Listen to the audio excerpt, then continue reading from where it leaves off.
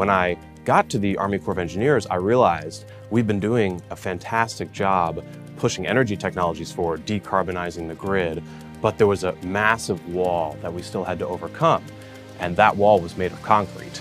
So I was surprised to learn when I started my journey with the Corps that about 7 to 8% of global anthropogenic CO2 emissions are actually directly related to the manufacture of cement alone.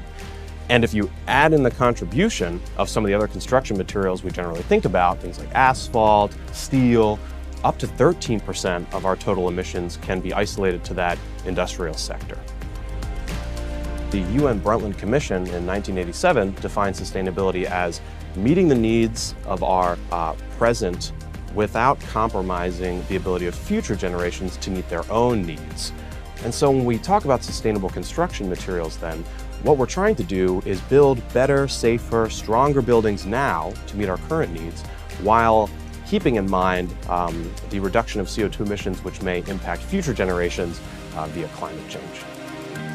A huge development in sustainable construction materials has been the rollout of these things called environmental product declarations.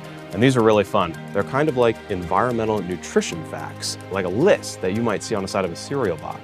But instead of reporting things like protein and carbs, they're reporting kilograms of CO2 emissions, kilograms of chlorofluorocarbon emissions, and all these other factors that we're really interested in when we talk about making materials more sustainable.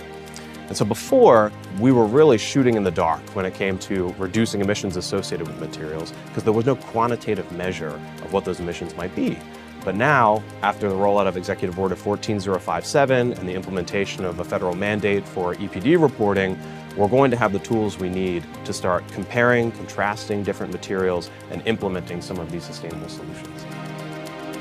I really enjoy and get really excited every day to work with our really diverse group of engineers and scientists at the Engineer Research and Development Center, because as a very cross-disciplinary, multi-lab organization, we get to take problems that we see in the soldier and civilian sector and find solutions that meet multiple needs across the DoD.